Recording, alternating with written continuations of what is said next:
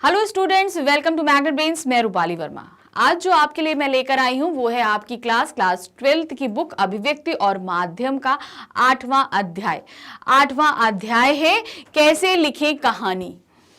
कहानी अगर हम लिखना शुरू करते हैं तो हम कैसे लिखें भाई? सुनते तो हम बहुत टाइम से चले आ रहे हैं, पढ़ते भी चले आ रहे हैं, लेकिन अगर हम कहानी लिखने बैठे तो हम कैसे लिखेंगे? मुसीबत की बात है भाई। हमने बहुत सारी कहानियाँ पढ़ी हैं, कैसी होती है, कुछ में मॉरल्स होते हैं, कुछ में अच्छी एंडिंग होती है, कुछ में अच्छी एंडिंग नहीं होती। तो ये तो हमारी सोच पे डिपेंड है कि हम कैसी कहानी लिखना चाहते हैं। तो परेशानी ये है कि अगर हम लिखें तो हमें क्या क्या नियम फॉलो करने पड़ेंगे, कहाँ से हम कहानी ले सकते हैं, कहाँ सोच सकते हैं, क्या है, बहुत कुछ मतलब है, हमें समझ में नहीं आता कि हम कैसे लिखें। तो चलिए इस पार्ट में हम आपको यही समझाएंगे कि हम कहानी कैसे लिख सकते हैं।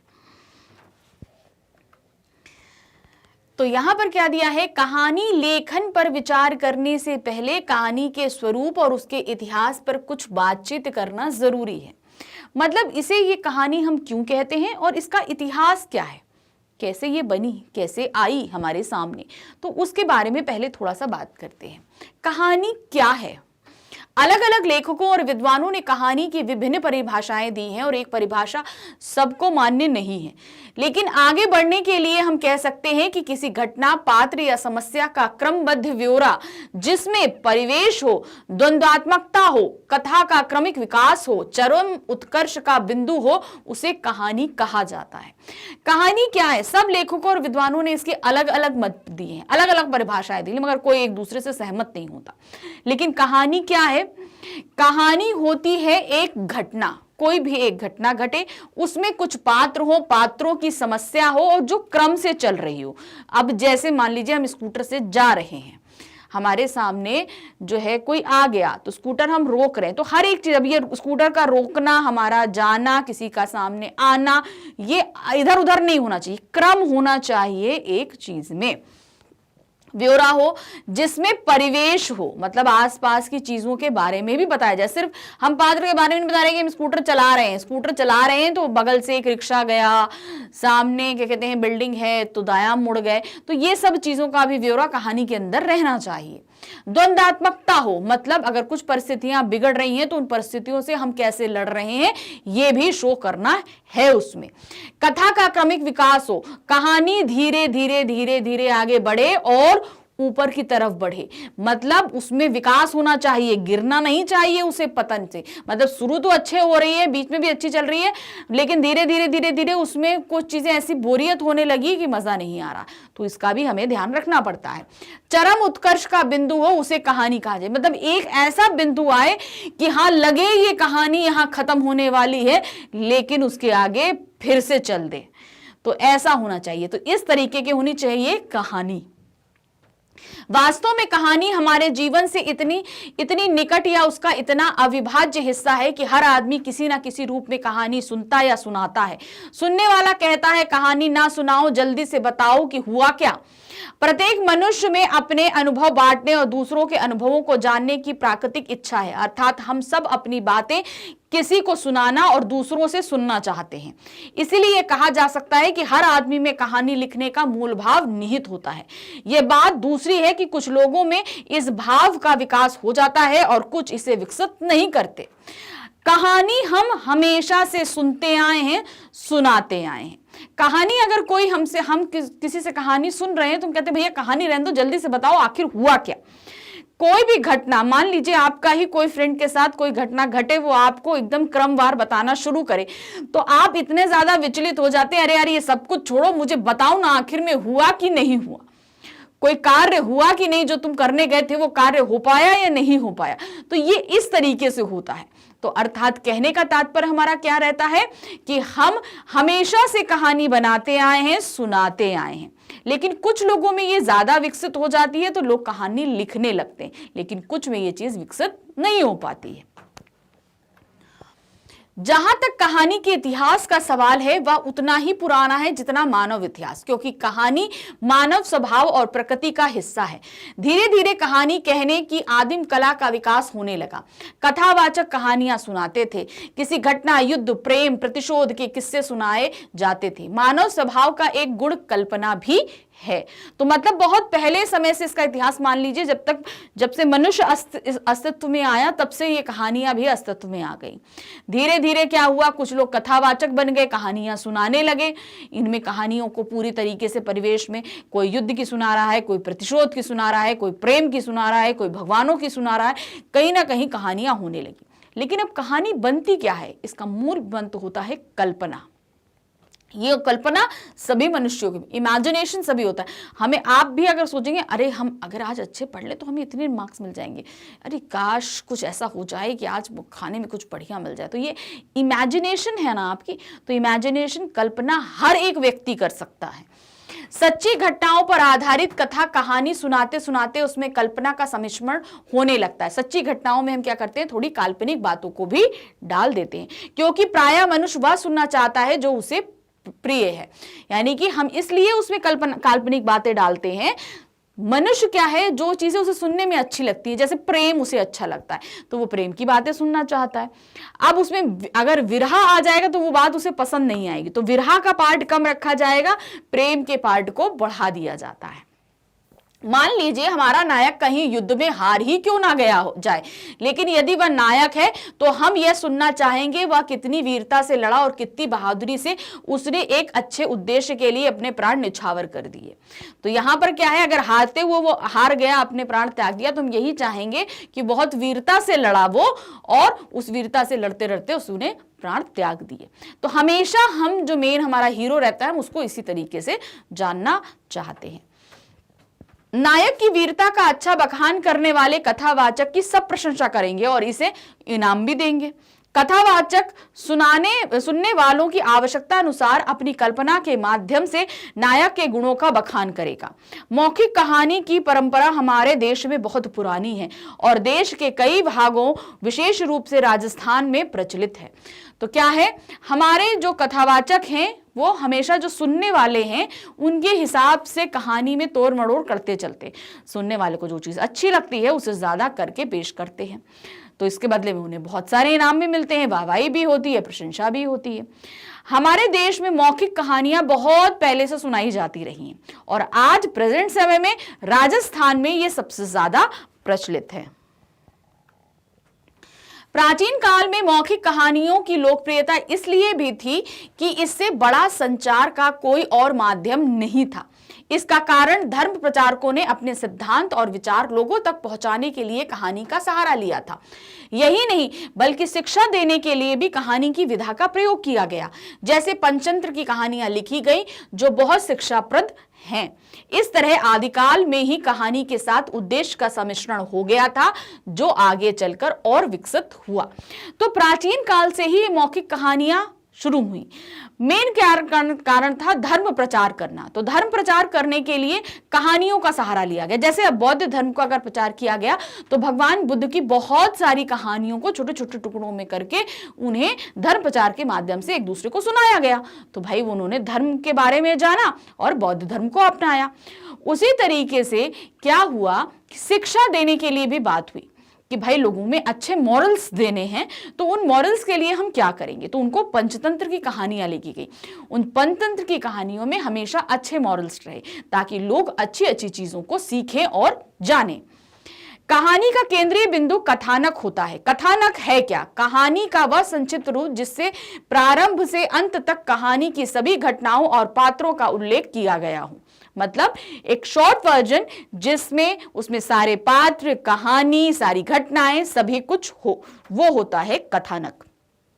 उदाहरण के लिए प्रेमचंद्र की कहानी कफन 10-12 पृष्ठों की कहानी है, लेकिन इसका कथानक 10-12 पंक्तियों में भी लिखा जा सकता है। तो कफन जो है वो 10-12 पन्नों की है, लेकिन इसे 10-12 लाइंस में भी खत्म किया जा सकता है, तो वो कथानक हो जाता है। घीसू और माधव गांव के दो गरीब और आलसी किसान हैं। बुधिया मानव की पत्नी है। वह प्रसव पीड़ा से कोठरी के अंदर तड़प रही है। कोठरी के बाहर घीसू और माधव अलाव में आलू भूनकर खाने की तैयारी कर रहे हैं। बुधिया प्रसव पीड़ा से मर जाती है। दोनों के पास उसका कफन खरीदने के लिए पैसे नहीं हैं। वे गांव के जमींदार के पास पैसे मांगने जाते हैं। जमींदार पैसे दे देता है। तो ये कफन जो उनकी कहानी है प्रेमचंद जी की, उसका छोटा सा कथानक आपके सामने प्रस्तुत किया गया है कि ये क्या है। गांव के दूसरे संपन्न लोग भी पैसे देते हैं। घीसू और माधव कफन खरीदने बाजार जाते हैं, पर कफन खरीदने के बजाय उन पैसों की शराब पीते हैं और नशे में मदहोश होकर गाना गाते मदिरालय में गिर पड़ते हैं। तो अब यहां पर क्या होता है, ये एक छोटी सी कहानी थी कफन, जिसका कथानक बनाकर हमारे सामने प्रस्तुत किया। अब अगर इसे में पूरा डिटेलिंग में करें तो ये 12-15 पेज की कहानी अपने आप हो जाएगी। तो ये होता है कथानक। यह कहा जा सकता है कि कथानक कहानी का एक प्रारंभिक नक्शा है, मतलब उसका इंट्रो है कि ये है इस कहानी के अंदर। उसी तरह जैसे मकान बनाने से पहले एक बहुत प्रारंभिक नक्शा कागज पर बनाया जाता है। जैसे हम कोई अपना घर बनवाने जा रहे हैं तो हम एक नक्शा बनाते हैं ना कागज पे, कि भाई यहाँ पे बेडरूम होगा, यहाँ पे दूसरा बेडरूम होगा, यहाँ पे पूजा रूम होगा, यहाँ किचन होगा, यहाँ शौचालय होगा, ये हमारा डाइनिंग रूम होगा, ये हमारी बैठक होगी, सब कुछ हम एक नक्शा बना लेते हैं। तो उसी तरीके से कथानक क्या होता है, स्टोरी का प्रारंभिक भाग होता है। कहानी का कथानक आमतौर पर कहानीकार के मन में किसी घटना, जानकारी, अनुभव या कल्पना के कारण आता है। तो कथानक जो हमारा कहानीकार है उसके साथ अगर कोई घटना घट जाए, तभी कोई अनुभव, कहीं वो गया है, कोई चीज उसने फील करी है, तो उन सब चीजों से उसके मन में ये कहानी उपजती है। कभी कहानीकार की जानकारी में पूरे कथानक आते हैं और कभी कथानक का सूत्र आता है। मतलब कभी कभी जो उसके साथ घट रहा है, या तो उसके सामने पूरी कहानी घट जाएगी तब वो पूरी कहानी लिखेगा, या सिर्फ एक छोटा सा पार्ट उसके हाथ में आ जाएगा तो वो उसी पार्ट को हाथ में पकड़ के और उसी के आधार पर पूरी कहानी लिख देता है। केवल एक छोटा सा प्रसंग या कोई एक पात्र कथानक को आकर्षित करता है, यानी कोई भी एक छोटी सी बात जो है पूरे कथानक को आकर्षण में बना देती है। अब जैसे हमने प्रेमचंद का घीसू वाला अभी कफन जो हमने पढ़ा, तो इसमें देखा कि उन दोनों के आलसी थे, तो उनके कारण उसकी बीवी मर जाती है। तो ये एक हाईलाइटेड पॉइंट था जो सबके सामने रखा गया था। इसके बाद कथानक उसे विस्तार देने में जुट जाता है। विस्तार देने का काम कल्पना के आधार पर किया जाता है, पर यह समझना बहुत जरूरी है कि कहानीकार की कल्पना कोरी कल्पना नहीं होती है। यानी कि अब जो उसके हाथ में सूत्र लगा था, तो सूत्र तो वास्तविक था, अब उसके हिसाब से उसने कहानी लिखनी शुरू तो कर दी, लेकिन अब कहानी का जब वो विस्तार कर रहा है तो उसमें वो अपनी कल्पना का सहारा ले रहा है। अब कल्पना में उसे इतना भी काल्पनिक नहीं हो जाना है कि वो वास्तविकता से पूरी तरह हट जाए। तो ये ध्यान रखना है कि ये कहानी कहीं ना कहीं सच्ची थी, तो जो भी उसमें काल्पनिक वो विस्तार करेगा उसे वास्तविकता से जुड़ा होना चाहिए। ऐसी कल्पना नहीं होती जो असंभव हो, बल्कि ऐसी कल्पना होती है जो संभव हो। कल्पना के विस्तार के लिए लेखक के पास जो सूत्र होता है उसी के माध्यम से कल्पना आगे बढ़ती है।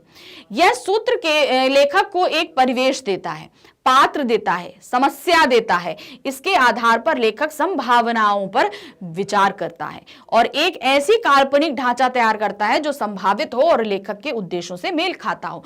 तो जो सूत्र उसे लगा था वो वास्तविक था, उसी को पकड़ के वो कहानी को आगे बढ़ाता है। तो उसमें ऐसे पात्रों को डालता है जो वास्तविक से लगे, उनको ऐसे संवाद देता है, ऐसी घटनाएं उनके साथ घटती हैं जो वास्तविक लगे, तभी ये कहानी हमें जो है अपने आप से रिलेटेड लग पाती है। उदाहरण के लिए लेखक ने अस्पताल के बाहर एक मरीज को देखा। अब कैसे, अब उदाहरण के लिए इन्होंने बताया कि एक मरीज को, अब यहां पर उदाहरण बता रहे हैं कि एक सूत्र उन्हें कैसे मिला और कैसे उन्होंने कविता पूरी कहानी लिख डाली। देखा, जानकारी मिली कि यह मरीज पिछले 1 सप्ताह से लगातार आ रहा है, पर अभी तक उसे यह मौका नहीं मिल सका कि डॉक्टर को दिखा सके। इस जानकारी के बाद लेखक की कल्पना अस्पताल, वहां की व्यवस्था, पात्रों आदि की गतिविधियों पर केंद्रित हो जाती है। तो अब लेखक को सिर्फ एक मरीज मिला था और यह पता चला था कि बहुत दिनों से वो डॉक्टर से मिलने की कोशिश कर रहा है पर मिल नहीं पा रहा है। अब उसको एक सूत्र मिल गया। अब सूत्र के हिसाब से उसने अस्पताल का एक ब्यौरा खींचा, उसमें काम करने वाले लोगों को कुछ पात्र में डाला, डॉक्टर को डाला और कहानी लिखनी शुरू कर दी। इसके साथ ही वह अपना उद्देश्य भी तय करेगा कि इस कहानी के माध्यम से वो बताना क्या चाह रहा है। अब अगर वो नहीं मिल पा रहा है मरीज, तो जाहिर सी बात है उस कहानी के माध्यम से अस्पताल में अव्यवस्था को वो प्रदर्शित करना चाह रहा है। क्या वह अस्पताल केंद्रित कहानी लिखना चाह रहे हैं या केवल आपकी पीड़ा तक अपनी सीमित रखेगा? मतलब वो अस्पताल के बारे में पूरा हमको बताएगा या सिर्फ पीड़ा तक, जो मरीज की पीड़ा है उस तक हमें सीमित रखेगा? तो उसे उद्देश्य उसे बताना पड़ता है। क्या वह इस मानवीय त्रासदी को वर्तमान सामाजिक राजनीतिक परिस्थितियों से जोड़कर कथानक तैयार करेगा, या इस सूत्र को वो सामाजिक और राजनीतिक परिस्थितियों से जोड़ देगा। अब ये कहानीकार के ऊपर डिपेंड होता है कि उस मरीज के ना मिल पाने को वो किससे जोड़ता है। आमतौर पर कथानक में प्रारंभ, मध्य और अंत अर्थात कथानक का पूरा स्वरूप होता है। मतलब जो हम देखते हैं उसमें वही चीजें होती हैं, जैसे प्रारंभ हुआ, मध्य हुआ और अंत हुआ। कथानक न केवल आगे बढ़ता है बल्कि उसमें द्वंद्व के तत्व भी होते हैं। मतलब परिस्थितियों के विरुद्ध द्वंद्व हो, दो मनुष्यों के बीच द्वंद्व हो, कुछ भी हो, आप वहां पर प्रतिरोध जरूर दिखाएंगे। भाई व्यक्ति है, परेशान है, तो अपनी परिस्थितियों से लड़ेगा। वो परिस्थितियों से कैसा लड़ रहा है, कैसा सोच रहा है, ये सब चीजें भी आप उसमें प्रदर्शित करेंगे, जो कहानी को रोचक बनाए रखता है। द्वंद्व के तत्वों से अभिप्राय यह है कि परिस्थितियों में इस काम के रास्ते में यह बाधा है। अगर मतलब हम परिस्थितियों का द्वंद्व नहीं दिखाते तो कहानी आगे बढ़ने के लिए बाधित हो जाती है।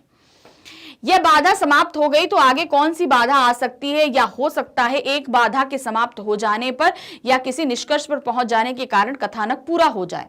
कथानक की पूर्णता की शर्त यही होती है कि कहानी नाटकीय ढंग से अपने उद्देश्य को पूरा करने के बाद समाप्त हो। अंत तक कहानी में रोचकता बनी रहनी चाहिए। यह रोचकता द्वंद्व के कारण ही बनी रहती है। अब कहानी में जो संघर्ष होता है, या तो आप एक संघर्ष पूरा हुआ उसे मिल गया, दूसरा संघर्ष रख दो, तीसरा संघर्ष रख दो, इस तरीके से कहानी एक एक करके आगे बढ़ती रहेगी। या फिर भाई दो संघर्ष हो गए, इसके बाद कहानी को एक सुखद अंत में लाके खत्म कर दो। ये आप पर डिपेंड होता है जो कहानी को लिख रहा है, यानी कि जो कहानीकार है। तो ये कहानीकार पर डिपेंड होता है कि वो कथानक कैसा लिखना चाहता है। जैसे कि पहले ही कहा जा चुका है कि हर घटना, पात्र, समस्या का अपना देश, काल और स्थान होता है। यानी कि जो भी पात्र है, जो भी घटना है, वो हमेशा ऐसी जगह की, अब एक्सीडेंट रोड पर होगा, खेती खेत पर होगी, खाना किचन में बनाया जाएगा, सोया बेडरूम में जाएगा, तो ये सबके अपने अपने एक स्थान होते हैं। कथानक का स्वरूप बन जाने के बाद कहानीकार कथानक के देश, काल तथा स्थान को पूरी तरह समझ लेता है। मान लीजिए कहानी अगर वो अस्पताल पे लिख रहा है तो अस्पताल के इर्द गिर्द और उस मरीज के घर तक ही वो कहानी सीमित रहेगी। तो ये चीज हमें ध्यान रखनी है कि कहानी कहां घूम रही है, अस्पताल में और उस मरीज के घर तक, या जो बीमार है उस तक, क्योंकि ये कहानी का प्रामाणिक और रोचक बनाने के लिए बहुत आवश्यक है। क्योंकि अगर कहानी अस्पताल में भाई मरीज की है, वो दौड़ रहा है, तो जाहिर सी बात है अस्पताल में आएगा, वहां के लोगों से जो परेशानियां होंगी वो बताएंगे, उसके घर में जो परेशानी है, उसको खुद को जो बीमारी के कारण तकलीफ हो रही है, उन सब चीजों का वर्णन हम करेंगे। उदाहरण के लिए यदि अस्पताल का कथानक है तो अस्पताल का पूरा परिवेश होगा, ध्वनियां होंगी, लोग होंगे, कार्य व्यापार होगा और लोगों के पारस्परिक संबंध, नित्य घटने वाली घटनाएं आदि का जानना आवश्यक है। यानी कि अस्पताल में जो हो रहा है, अस्पताल की आवाजें होंगी, ठीक है, लोग बैठे हैं, रो रहा है, कोई करहा रहा है, ऐसा है, वहां के पात्र होंगे, डॉक्टर है, नर्स हैं, वार्ड बॉयज हैं, ऑपरेशन थिएटर है, आपका ड्रेसिंग रूम है, ये सब चीजें आपको दिखाया जाएगा। आप ये सब चीजें शब्दों के माध्यम से व्यक्त करेंगे। लेखक जब अपने कथानक के आधार पर कहानी को विस्तार देता है तो उसमें इन सब जानकारियों की बहुत आवश्यकता होती है। तो अब ये लिखने के लिए पहले कहानीकार को ये सारी जानकारी एकत्र करनी पड़ेगी। तो एकत्र करेगा तभी वो कहानी में ये सारी चीजें लिख पाएगा। देश, काल, स्थान और परिवेश के बाद कथानक के पात्रों पर विचार करना चाहिए। अब हमने देश काल ले लिया, स्थान ले लिया, परिवेश ले लिया, मतलब पहनावा कैसा होगा, जगह कहां है और किस देश में घटित हो रही है, हमने ये सारी चीजें ले ली। अब बात आती है पात्रों पे, यानी कि कैरेक्टर्स क्या रहेंगे। हर पात्र का अपना स्वरूप, स्वभाव और उद्देश्य होता है। अगर कोई स्त्री लेंगे तो उसका अपना एक स्वरूप होगा, एक बच्चा लेंगे, बुजुर्ग लेंगे, एक बुजुर्ग औरत लेंगे, आदमी लेंगे, एक यंग लड़का लेंगे, एक मध्यम वर्ग का लड़का लेंगे, तो हर किसी का अपना अपना एक क्राइटेरिया होता है, उसके हिसाब से हम उस पात्र को डिसाइड करते हैं। कहानी में वह विकसित भी होता है, मतलब हम पात्रों के हिसाब से कहानी में विकसित करते जाते हैं, यह अपना स्वरूप भी बदलता है। कहानीकार के सामने पात्रों का स्वरूप जितना स्पष्ट होगा उतनी ही आसानी उसे पात्रों का चरित्र चित्रण करने और उसके संवाद लिखने में होगी। इस कारण पात्रों का अध्ययन कहानी की एक बहुत महत्वपूर्ण और बुनियादी शर्त है। इसके अंतर्गत पात्रों के अंतर संबंध पर भी विचार किया जाना चाहिए। कौन से पात्र की किस किस परिस्थितियों में क्या क्या प्रतिक्रिया होगी, यह भी कहानीकार को पता होना चाहिए। दरअसल कहानीकार उसके पात्रों के साथ निकटतम संबंध स्थापित होने चाहिए। अब कहानी में उसने जब पात्र डिसाइड कर लिए तो कौन सा पात्र किस परिस्थिति में कैसे रिएक्ट करेगा, उसे ये सब चीजें भी पता होनी चाहिए। जैसे एक व्यक्ति को अगर चोट लग रही है, अगर वो पुरुष है तो उसे दर्द कम होगा, औरत को कहते हैं ज्यादा दर्द होगा।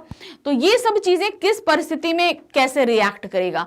अब पुरुष को चोट लग गई है तो उस परिस्थिति में उसकी वाइफ कैसे रिएक्ट करेगी, ये सब चीजें कहानीकार को पता होनी चाहिए, तभी वो कहानी में उनको उतार सकता है। पात्रों का चरित्र चित्रण करने अर्थात उन्हें कहानी में कथानक की आवश्यकता अनुसार अधिक से अधिक प्रभावशाली ढंग से लाने के कई तरीके हैं। अब मतलब हम उसमें पात्रों को ला रहे हैं तो उसको प्रभावशाली यानी कि बहुत इंप्रेसिव ढंग से लाएं, इसके कई तरीके होते हैं। क्या तरीके होते हैं? चरित्र चित्रण का सबसे सरल तरीका पात्रों के गुणों का कहानीकार द्वारा बखान है। मतलब पात्र के जो गुण हैं उन्हें हम लिखकर बयां कर दें, तो यह सबसे अच्छा तरीका है कि हमने चरित्र के बारे में बता दिया।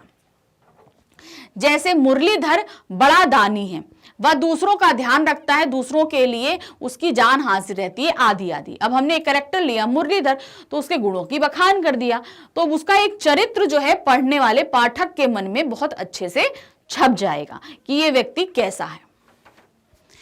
पर यह तरीका प्रभावहीन और बहुत आउटडेटेड हो गया, मतलब ये तरीका बहुत पुराना है।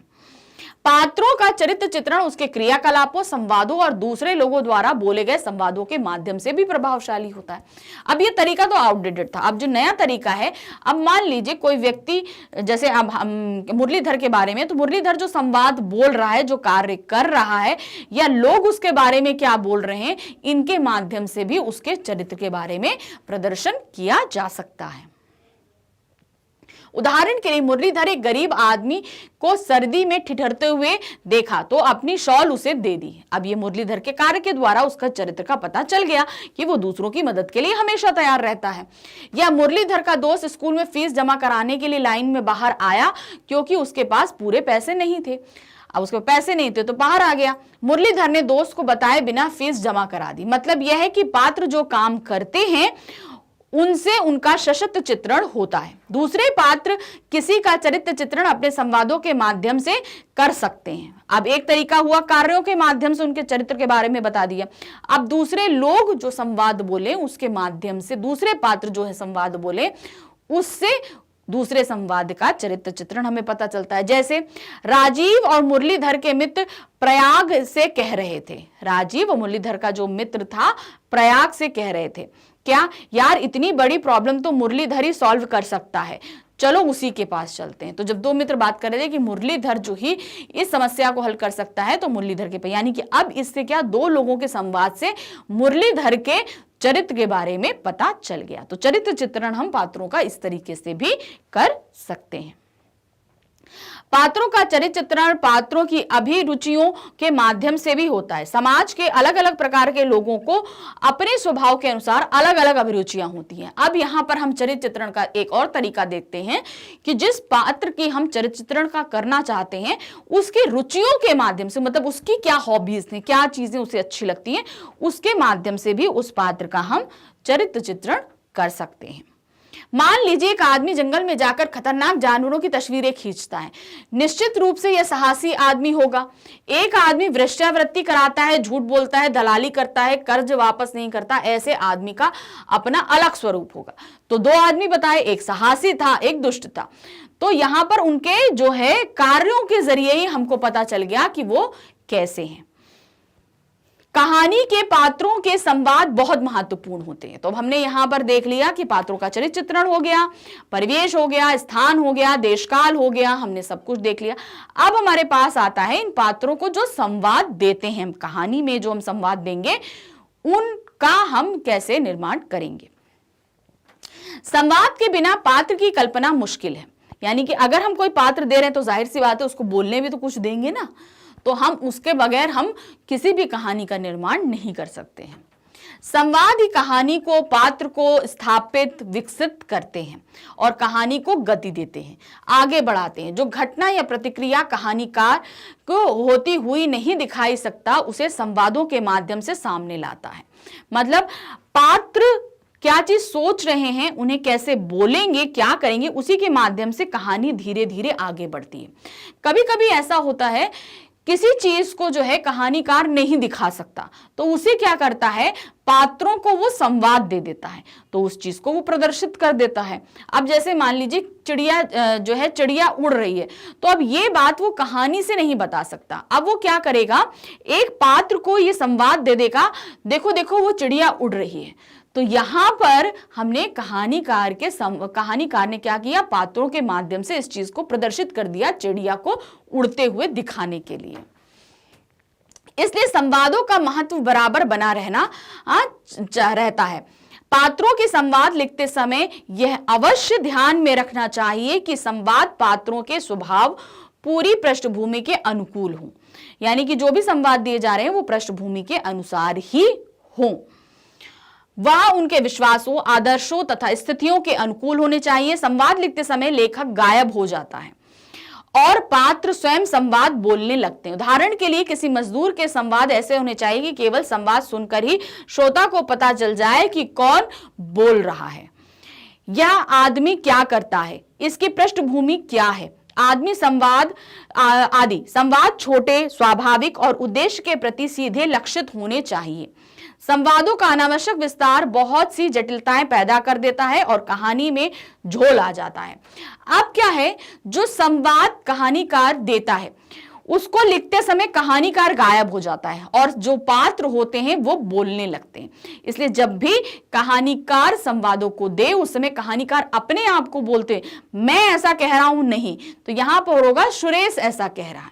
तो यहां पर इस तरीके से संवाद दिए जाएंगे, तो इस चीज का ध्यान रखा जाता है। दूसरा, पात्र को ध्यान में रखा जाता है, पात्र कैसा है, किस परिवेश का है। मान लीजिए अगर ग्रामीण है तो वो ग्रामीण परिवेश से ही उसकी लैंग्वेज रहेगी, अनपढ़ है तो वो अनपढ़ जैसे बोलेगा, पढ़ा लिखा है तो वैसा बोलेगा, विलायत में रहता है तो उसकी लैंग्वेज वैसी ही होगी। इस चीज का हमको ध्यान रखना पड़ता है, क्योंकि संवाद जो है वो कहानी का आईना होते, कहानी हमें उन्हीं के जरिए आगे बढ़ती दिखाई देती है। तो अगर संवाद गड़बड़ हुए तो उसी समय हर एक चीज गड़बड़ होती चली जाएगी। कथानक के अनुसार कहानी चरम उत्कर्ष अर्थात क्लाइमेक्स की ओर बढ़ती है। अब क्या है भाई, हमने स्टार्ट करी, अब धीरे धीरे हमारी कहानी कहां आ रही है, क्लाइमेक्स की तरफ बढ़ रही है।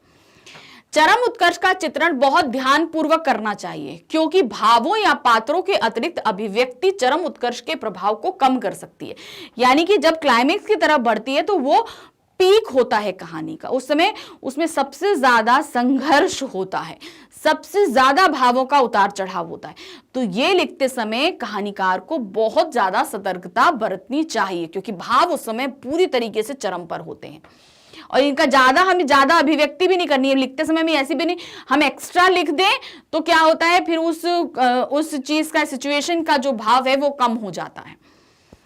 कहानीकार की प्रतिबद्धता या उद्देश्य की पूर्ति के प्रति अतिरिक्त आग्रह कहानी को भाषण में बदल सकते हैं। मतलब अगर हमने ज्यादा अभिव्यक्ति कर दी, ज्यादा चीजें लग दी, तो वो कहानी कहां बदल जाएगा, भाषण में बदल जाएगा।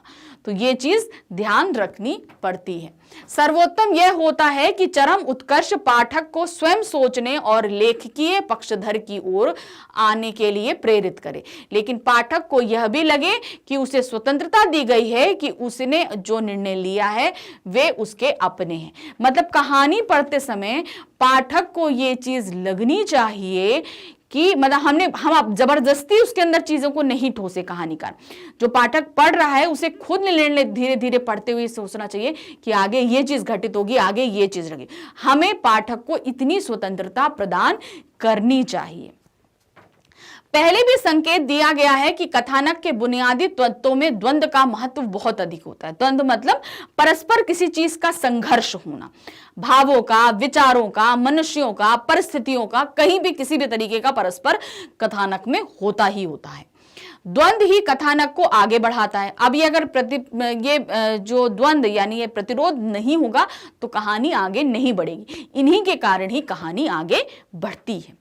उदाहरण के लिए अगर दो आदमी किसी बात पर सहमत हैं तो उनके बीच द्वंद्व नहीं होगा और बातचीत आमतौर से आगे नहीं बढ़ सकती। लेकिन अगर असहमति है तो बातचीत सरलता से आगे बढ़ेगी। कहानी में द्वंद्व दो विरोधी तत्वों का टकराव या किसी की खोज में आने वाली बाधाओं, अंतर्द्वंद आदि के कारण पैदा होता है। कहानीकार अपने कथानक में द्वंद्व के बिंदुओं को जितना स्पष्ट रखेगा, कहानी भी उतनी ही सफलता से आगे बढ़ेगी।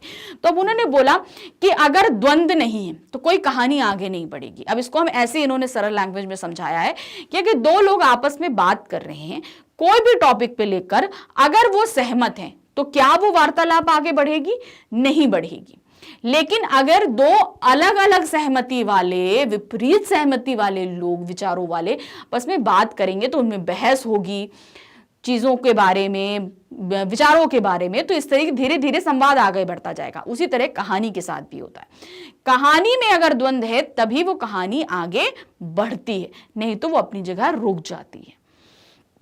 तो यहां पर कहानी का टकराव तो हो रहा है, लेकिन यहां पर जो टकराव हो, उन टकरावों से नई परिस्थितियों की खोज भी होनी चाहिए। कहानी में यह चीज दिखाई जाती है, तभी कहानी सफलता से आगे बढ़ती है। कहानी लिखने की कला सीखने का सबसे अच्छा और सीधा रास्ता है कि अच्छी कहानियां पढ़ी जाएं, उनका विश्लेषण किया जाए। कहानी लेखन सिखाने की प्रक्रिया में यही सबसे अधिक कारगर माध्यम है। हमने कहानी के जो मेन पॉइंट्स हमने सब आपको समझा दिया। आखिर में हम ये समझा रहे हैं कि कहानी लिखने का सबसे अच्छा तरीका है कि आप अच्छी अच्छी कहानियों को पढ़ें, उनका विश्लेषण करें कि ये परिस्थिति, मान लीजिए कहानी कोई, आप एक अच्छी कहानी पढ़ रहे हैं, जो परिस्थिति उसमें दिखाई जा रही है उसके उलट अगर आप परिस्थिति एक क्रिएट करो, कैसे उसके मतलब एक कहानी से ही अपनी एक कहानी बनाना शुरू कर दो, तो सबसे अच्छा तरीका यही है, आप अच्छी कहानियां पढ़िए और आप अच्छी कहानियां लिखना सीख जाएंगे। तो इस तरीके से इस पार्ट को हमने यहाँ पर खत्म किया। कहानी के प्रश्नोत्तर हम समझा चुके हैं आपको इससे पहले वाले वीडियो में कि कहानी कैसे लिखी जाती है। इस पार्ट का सार हम कंप्लीट कर चुके हैं। अब इस पार्ट में जो प्रश्नोत्तर हमसे पूछे गए हैं उनको देखते हैं। तो जो प्रथम प्रश्न हमारे पास में आ रहा है, चरित्र चित्रण के कई तरीके होते हैं। ईदगाह कहानी में किन किन तरीकों का इस्तेमाल किया गया है? इस कहानी में आपको सबसे प्रभावी चरित्र किसका लगा और कहानीकार नहीं उसके चरित्र चित्रण में किन किन तरीकों का उपयोग किया है? तो ईदगाह जो स्टोरी है, हमें वहां बताना है कौन सा पात्र हमें सबसे प्रभावशाली लिखा, चरित्र चित्रण के कौन कौन से तरीके कहानीकार ने हमको बताए हैं और हमें कहाँ प्रभावशाली लगते हैं, ये सभी हमें इस आंसर में लिखना है। तो हम सभी ईदगाह कहानी पढ़ चुके हैं कि किस तरीके से एक छोटा सा बच्चा हामिद जो है वो अपनी दादी जब रोटी सेकती थी तो उनका हाथ जल जाता था और उनके लिए मेले में, ईदगाह के मेले से वो चिमटा खरीद के लेकर आता है। इस कहानी को हमने पढ़ा हुआ है, सभी ने पढ़ा है, प्रेमचंद जी की कहानी है ये। तो अब उसी कहानी पे हम ये क्वेश्चन हमसे पूछा गया है, अब हम आंसर लिखते हैं। कहानी में किसी भी पात्र का चरित्र चित्रण उसके क्रियाकलापों, संवादों तथा अन्य व्यक्तियों द्वारा उससे संबंधित बोले गए संवादों से होता है। जैसे हमने बताया है, चरित्र चित्रण कैसा होता है, जो खुद पात्र होता है उसके क्रियाकलाप होते हैं, पहली चीज। फिर संवाद जो बोले जाते हैं अन्य व्यक्तियों द्वारा उसके संबंध में, ये इन दो तरीकों से जो है उनका चरित्र चित्रण किया जाता है। लेखक स्वयं भी किसी पात्र की चारित्रिक विशेषताओं को उजागर करने के लिए कुछ संकेत देता है। ईदगाह कहानी में लेखक ने पात्रों के चरित्र चित्रण के लिए इन सभी तरीकों का प्रयोग किया है। तो जितने पात्र हैं उन सभी के चरित्र चित्रण के लिए ये सारी बातें उन्होंने बताई हैं। ईदगाह कहानी का पात्र हामिद हमें सबसे अधिक प्रभावित करता है।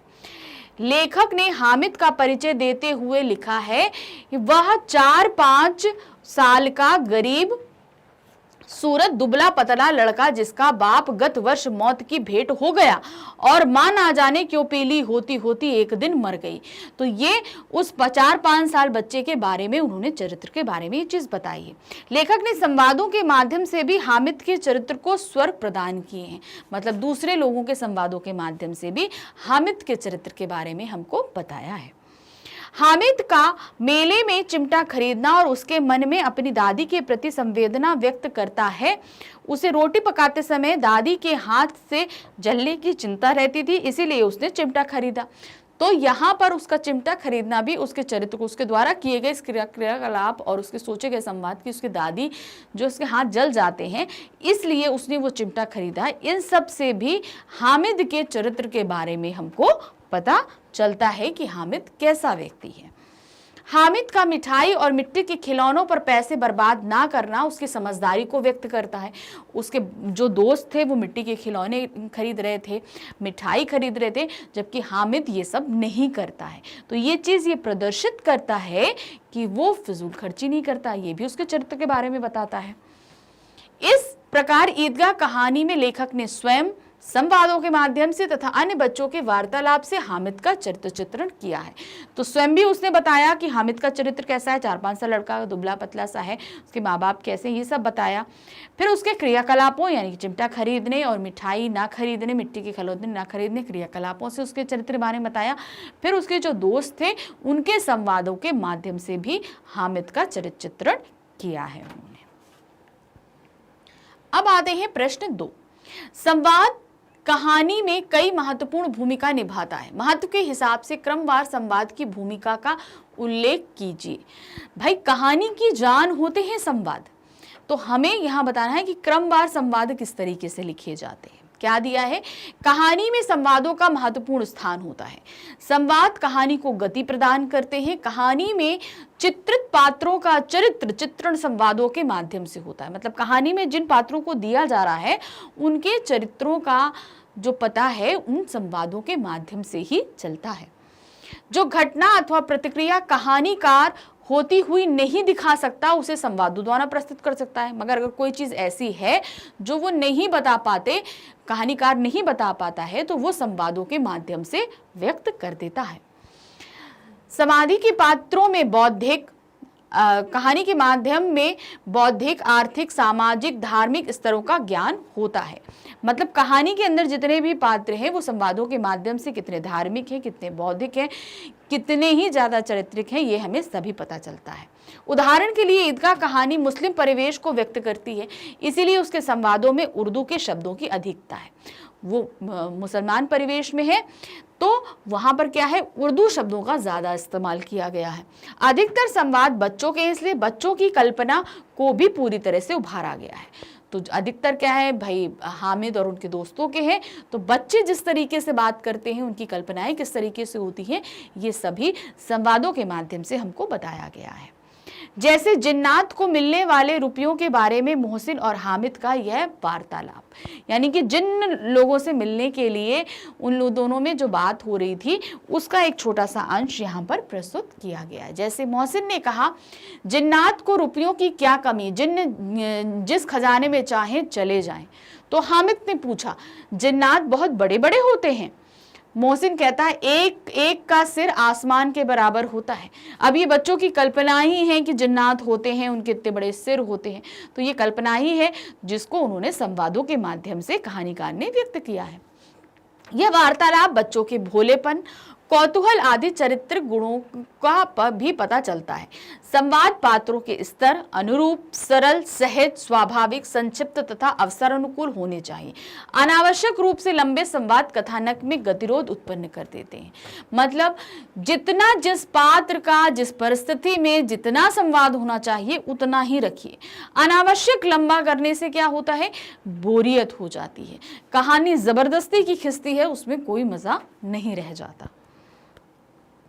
अब प्रश्न 3 है, दिए गए चित्रों के आधार पर 4 छोटी छोटी कहानियां लिखिए। तो ये जो हमारे पास प्रश्न था, इसके नीचे हमारे पास 4 चित्र दिए गए हैं, इन पे हमें कहानी लिखनी है। तो पहला जो चित्र है वो हमारे सामने ये है, एक औरत है, उसके पास एक बच्चा खड़ा है, सामने तस्वीर पे है एक पुरुष है जो शायद फौज में है और उसके ऊपर माला चढ़ा हुआ है। तो इस पिक्चर को लेकर हमें एक कहानी लिखनी है। तो आप अपनी तरीके से कहानी लिखने की शुरू करिएगा।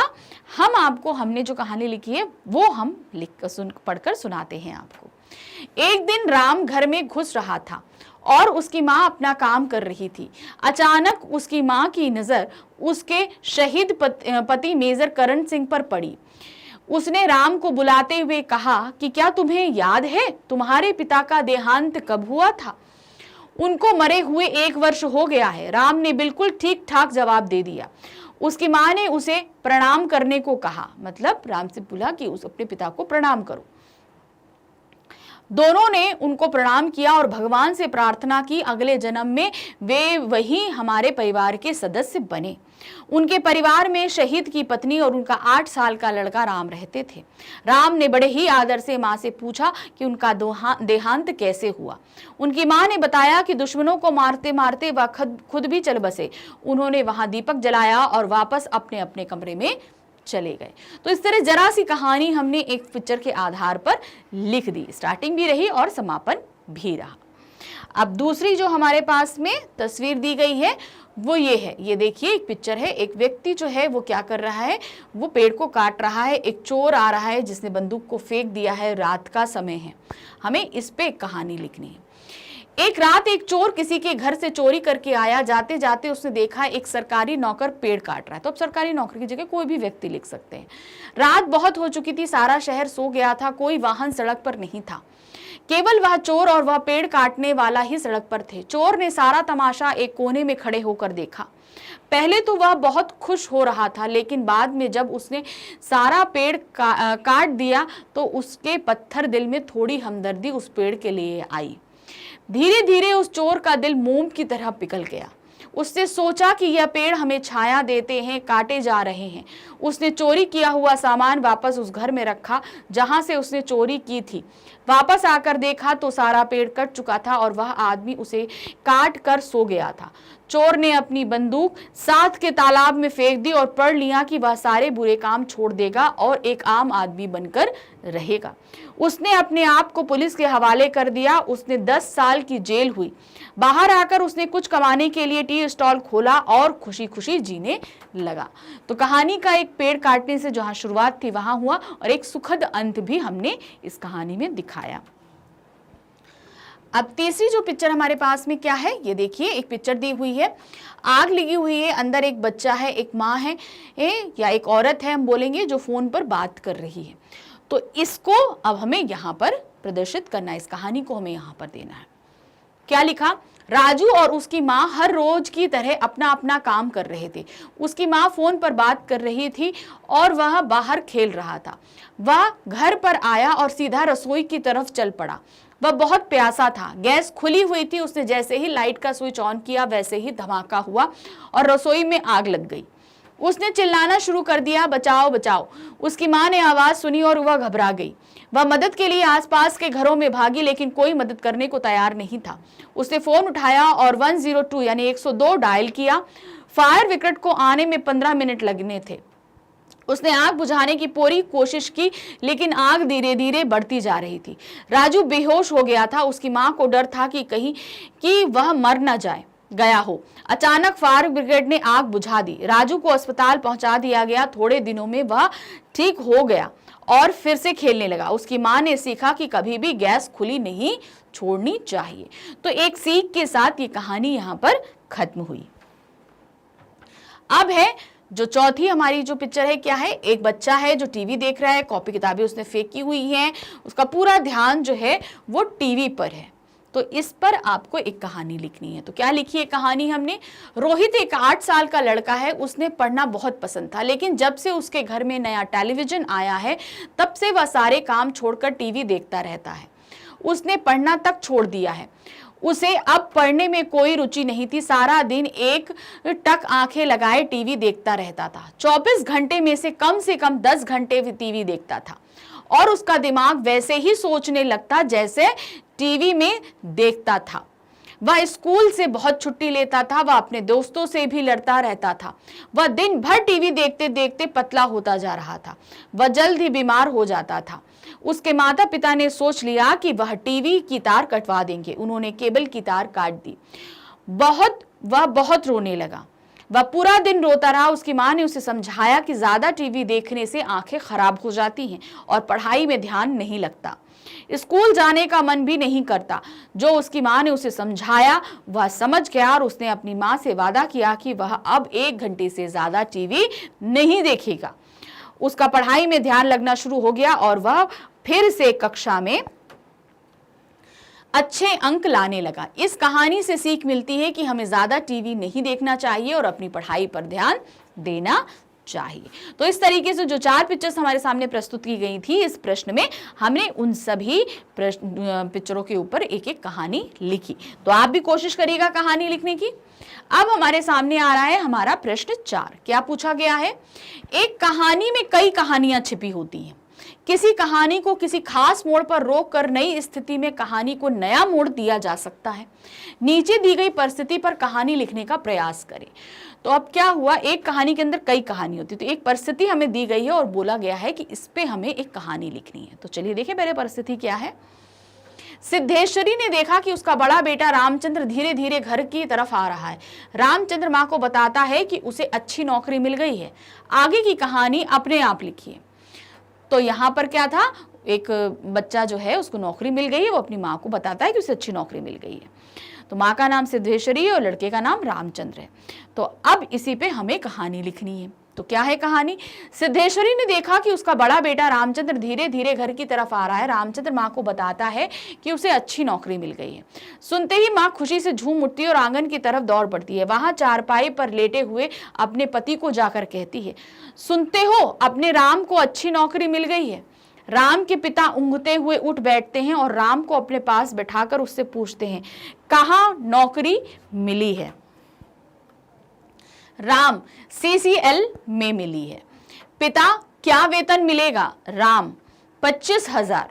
यह सुनते ही राम के पिता और माता उस पर न्यौछावर हो जाते हैं। उन्हें लगता है कि अब तो उनके दिन फिर जाएंगे और घर में खुशहाली आ जाएगी। राम के पिता मिठाई लेने बाहर निकल जाते हैं और माँ राम को प्यार से खाना खिलाने लग जाती है। तो ये एक छोटी सी एक घटना के ऊपर हमने एक छोटा सा घटना की कहानी लिख दी। यानी कि जो इसके इंपॉर्टेंट पॉइंट्स हैं उनको हम फटाफट रिवाइज करेंगे और कुछ इंपॉर्टेंट क्वेश्चंस को भी देखेंगे। तो चलिए शुरू करते हैं ये चैप्टर। कहानी की परिभाषा। अब कोई भी चीज़ अगर हम पढ़ने जा रहे हैं तो जाहिर सी बात है उसकी कोई ना कोई डेफिनेशन ज़रूर होती है। अब डेफिनेशन क्यों होती है? अब कोई भी चीज़ होगी तो उसको हमें एक्सप्लेन तो करना पड़ेगा, ये है क्या। तो वही इसीलिए हर एक चीज़ की परिभाषा ज़रूर होती है। तो कहानी की भी एक परिभाषा है। क्या परिभाषा है? कहानी साहित्य की एक ऐसी गद्य विधा है जिसमें जीवन के किसी एक अंग विशेष का मनोरंजन पूर्ण चित्रण किया जाता है। कहानी एक ऐसी साहित्यिक विधा है जो अपने सीमित क्षेत्र में पूर्ण एवं स्वतंत्र है, प्रभावशाली है। कहानी में मानव जीवन की कथा होती है। तो सबसे पहले ये समझ लीजिए, कहानी कहने को तो हम लोग बचपन से सुनते चले आते हैं। नानी सुनाती हैं, दादी सुनाती हैं, पापा सुनाते हैं, मम्मी सुनाती हैं, दादा दादी, नाना नानी सभी सुनाते हैं हम लोग को कहानियाँ जब से हम लोग छोटे होते हैं। तो ये कहानियाँ चले आ रहे हैं, लेकिन ये एक्चुअल है क्या? अगर इसको हम व्याकरण की दृष्टि से या इसको थोड़ा और एक्सप्लेन करने की कोशिश करें तो ये हमारा साहित्य यानी हिंदी साहित्य जो है उसमें लिखने की एक विधा है। कैसे इसको लिखा जाता है, जैसे विधा के बारे में तो हम आपको क्लियर कर चुके हैं। लिखने के तरीके, कोई भी चीज़ होता है तो उसको लिखने के तरीके ही विधा कहलाते हैं। तो ये एक क्या है, ये एक विधा है। तो क्या इसको दिया क्या है? हिंदी साहित्य में, हिंदी गद्य साहित्य की एक विधा है। आपको पता है हिंदी साहित्य हमारा 2 खंडों में विभाजित है, गद्य और काव्य। मगर कहानी किस में आता है? गद्य साहित्य में आता है। तो गद्य साहित्य की एक विधा है, इसको ध्यान आपको रखना। हिंदी साहित्य की विधा नहीं, हिंदी गद्य साहित्य की एक विधा है। ये अपने आप में पूर्ण होती है। कहने का मतलब इसके अंदर आप जीवन के हर एक रंग को पढ़ सकते हैं, हर एक चीज को सुन सकते हैं। इसमें स्वतंत्रता होती है किसी भी चीज को शामिल करने को, इसमें अपने विचारों को व्यक्त करने की पूर्ण रूप से स्वतंत्रता होती है। ये होती है कहानी। अलग अलग विद्वानों और लेखकों ने कहानी की विभिन्न परिभाषाएं दी हैं, परंतु कहानी की परिभाषा को लेकर एक निष्कर्ष पर नहीं पहुंच सकते।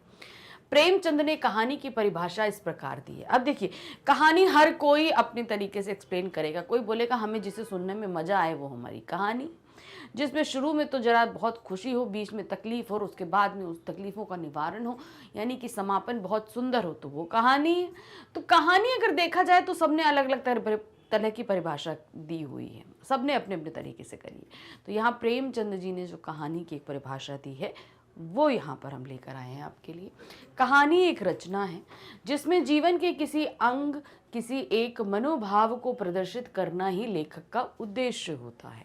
मतलब ये एक क्या है, रचना है। हम रचना मतलब क्रिएशन है जिसमें जीवन के किसी भी अंग, अब सारी चीजें तो हम नहीं झलका सकते, किसी एक मुद्दे को लेकर हम कहानी लिख सकते, तो वही हुआ अंग। उस अंग में सारे मनोभावों को प्रदर्शित करने का उद्देश्य होता है लेखक का। मतलब उस विषय पर हमारे जितने भी भाव होंगे वो सभी उस कहानी के अंतर्गत आएंगे। उसका चरित्र, शैली तथा कथा विन्यास सब उसी भाव को पुष्ट करते हैं। अब उस कहानी में जितने भी पात्र होंगे, उनके चरित्र होंगे, उसको लिखने का तरीका होगा, वो सभी उस विषय पर डिपेंड करेगा जिस विषय पर वो कहानी लिखी जा रही है। अर्थात किसी घटना, पात्र या समस्या का क्रमबद्ध ब्यौरा जिसमें परिवेश हो, द्वंद्वात्मकता हो, कथा का क्रमिक विकास हो, चरम उत्कर्ष का बिंदु हो, उसे कहानी कहते हैं। अब कैसे समझेंगे, यानी कि हमने जो विषय लिया उसमें उसकी जो घटना हुई, जितनी घटनाएं हो रही हैं, वो पात्र यानी कि जितने कैरेक्टर्स हैं और जितनी भी समस्याएं हो रही हैं, उन सभी को क्रमबद्ध तरीके से यानी सीक्वेंस से दर्शाना, बताना।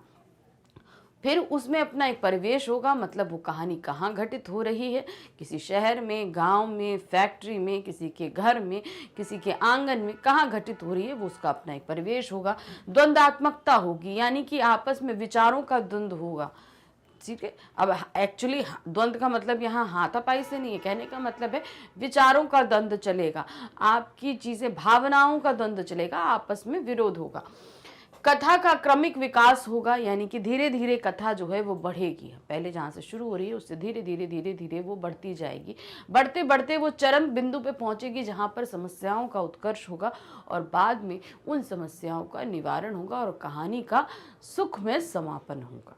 तो ये होती है कहानी, इसको बोलते हैं कहानी। तो ये कहानी के अंदर सभी कुछ आता है जो हम अपने जीवन में अगर हम देखें तो बहुत सी चीज़ें होती हैं। आप किसी भी एक चीज़ में अपने जीवन में देखिएगा तो वो सारी चीज़ें घटित होती हैं, उसी को यहाँ क्रमबद्ध तरीके से दर्शाना ही कहानी होता है।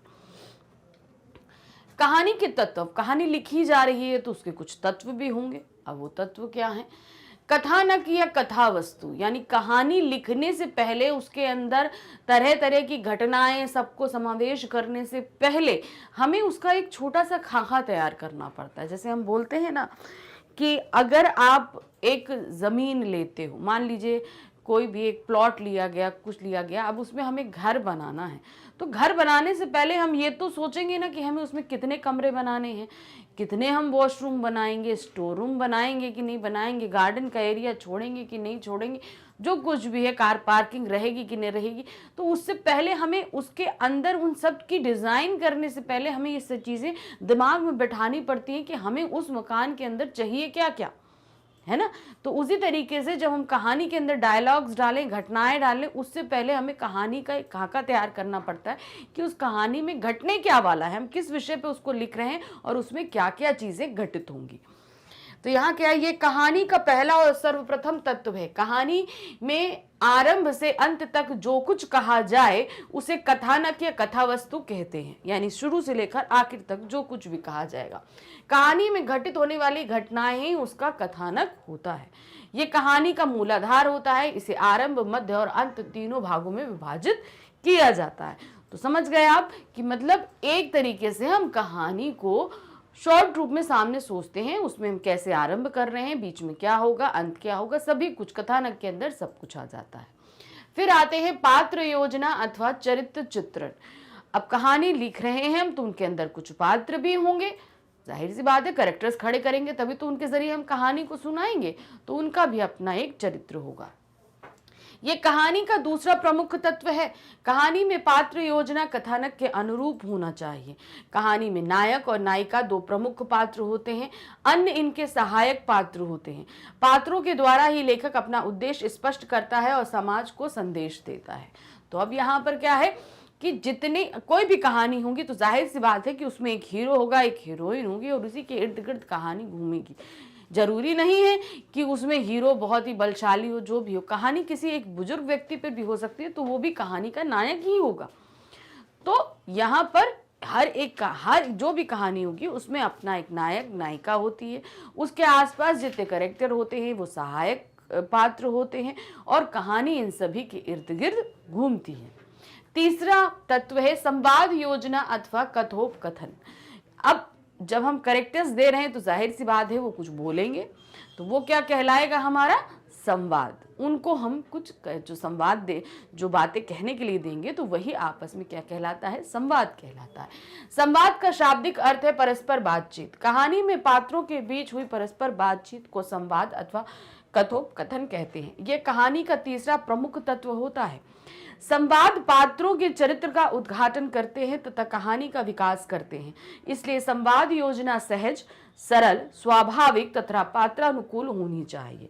तो आपको हमने संवाद बताया, यानी कि जो कैरेक्टर आपस में बात करते हैं वो संवाद होते हैं, लेकिन जो भी हम संवाद दें उनको वो सरल हों, सहज हों और उनकी भाषा इजी होनी चाहिए। क्यों? क्योंकि अगर वो बोलेंगे क्लिष्ट भाषा में तो सामने वाला जो पढ़ रहा है उसको समझ में नहीं आएगा। और दूसरा जो कैरेक्टर है, अब मान लीजिए अगर नायक का कैरेक्टर है तो उसके नायक के कैरेक्टर के अनुसार ही उसके डायलॉग्स होने चाहिए। ऐसा नहीं कि भाई वो नायक है और उसको जितने भी संवाद दिए गए वो सब कैसे एक विलेन के दे दिए गए, इट्स नॉट राइट। तो उस जगह पर हमें जब भी हम संवाद दें तो हमें ये ध्यान रखना पड़ता है कि वो पात्र के अनुकूल ही कार्य करें। चौथा तत्व है हमारे पास में देश काल और वातावरण। देश काल और वातावरण मतलब कहानी किस समय लिखी जा रही है, बहुत ध्यान रखने की बात होती है।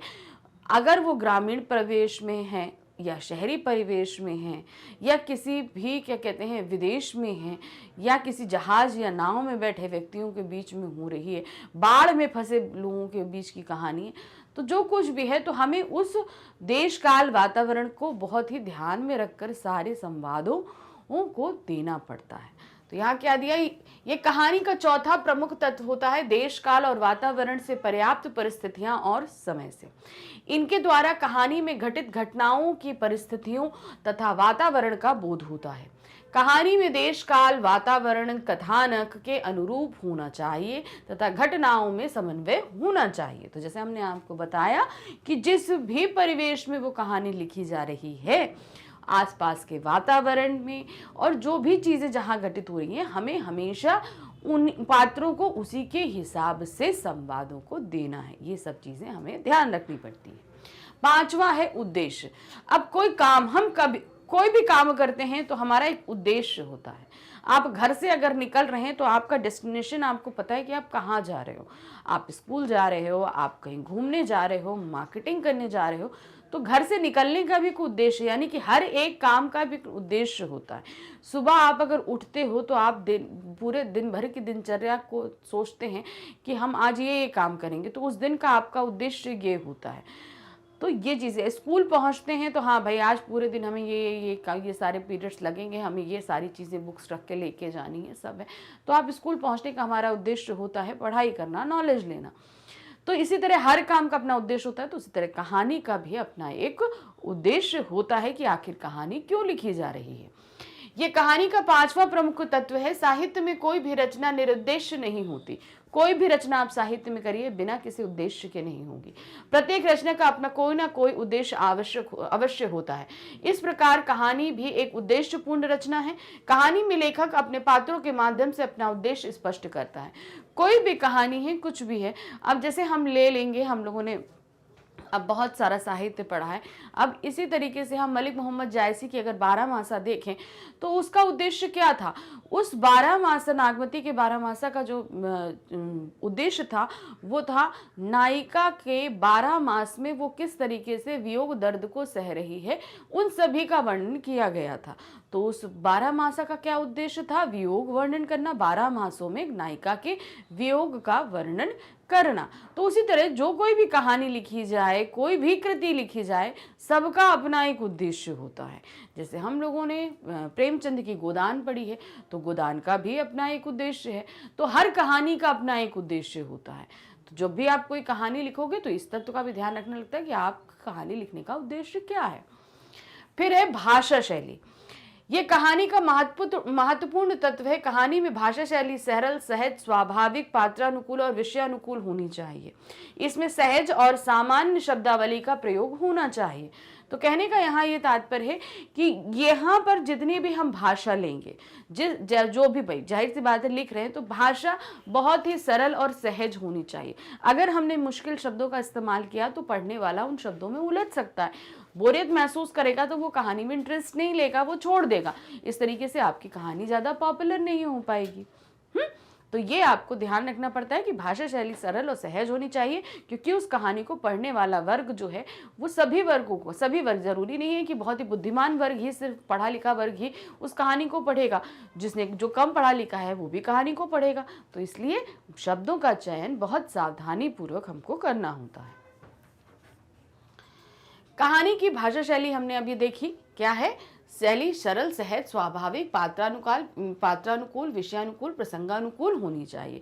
तो जो भी संवाद दिए जा रहे हैं वो पात्र के अनुकूल हो, विषय के अनुकूल हो, वातावरण के अनुकूल हो, सरल हो, सहज हो, इन सभी चीज़ों का ध्यान रखना पड़ता है। अब है कहानी का हमारे जीवन से क्या संबंध है। हम कहानी लिख तो रहे हैं, अब ज़रूरी नहीं है कि हर कोई व्यक्ति कहानी लिखता है। अगर आप ध्यान से देखें ना, तो आपने भी बचपन में बहुत सारी कहानियाँ बनाई हैं और लिखी हैं। तो हर व्यक्ति कहानी कहीं ना कहीं बनाता है। छोटे से में आप थे, मम्मी पापा आपको कहानी सुनाते थे, दादा दादी सुनाते थे, तो आप भी अपनी एक मनगढ़ंत कहानी बना के उनको सुनाना शुरू करते थे। तो ये आप में बचपन से है, सभी में। हमने भी बचपन से ऐसी बहुत सी हरकतें करी हैं, हमने भी बहुत बना बना के कहानियाँ अपने बच्चों को सुनाई हैं। तो उसी तरीके से चीज़ें होती हैं कि कैसे कैसे हम कहानी हर पल कहीं ना कहीं सब जगह कहानियाँ सुनाते ही रहते हैं। तो कहानी का हमारे जीवन से संबंध तब से होता है जब से हम पैदा होते हैं। ये है हमारा गहरा संबंध कहानी से। तो क्या है? कहानी का मानवीय जीवन से घनिष्ठ संबंध है, यानी कि बहुत गहरा संबंध है। आदिम युग से ही कहानी मानव जीवन का प्रमुख अंग रही है। ये मानवीय जीवन का एक ऐसा अभिन्न अंग है कि प्रत्येक मनुष्य किसी न किसी रूप में कहानी सुनता या सुनाता है। विचारों का आदान प्रदान इस संसार का एक अनूठा नियम है। इसीलिए इस संसार में प्रत्येक मनुष्य में अपने अनुभव बांटने और दूसरों के अनुभव जानने की ये प्राकृतिक इच्छा होती है। यहाँ प्रत्येक मनुष्य अपने विचारों, अनुभवों और वस्तुओं का आदान प्रदान करता है। हम अपनी बातें किसी को सुनाना और दूसरों से की सुनना चाहते हैं। इसीलिए यह सत्य है कि संसार में प्रत्येक मनुष्य में कहानी लिखने की मूल भावना होती है। यह दूसरा सत्य है कि कुछ लोगों ने इस भावना का विकास हो जाता है और कुछ इसे विकसित करने में समर्थ नहीं होते। इस प्रकार हम कह सकते हैं कि कहानी का मानवीय जीवन में अटूट संबंध है। तो अब हमने आपको बताया कि कहानी हम बचपन से करते हैं। अब ये सिर्फ हम नहीं करते आते रहे, आदिम युग से, यानी कि जब से मनुष्य आया अस्तित्व में तब से उसने कहानियां करी। हम अपनी बातों को बोलना चाहते हैं तो भी कहानी के जरिए कहते हैं, दूसरों के अगर सुनते हैं तो वो भी कहानी के जरिए सुनते हैं। तो कहानी कहीं ना कहीं हमारे जीवन में बहुत ही अच्छे से रची और बसी हुई है। तो ये कहानी में कभी कभी ये स्किल होता है, किसी किसी में बहुत ज़्यादा डेवलप हो जाता है तो वो सब लेखक बन जाते हैं, तरह तरह की कहानियाँ लिखने लगते हैं। और कुछ में अगर ये स्किल डेवलप नहीं होता तो वो सिर्फ छोटी छोटी कहानियाँ अपने रोज़मर्रा के जीवन में सुनना और सुनाना पसंद करते हैं।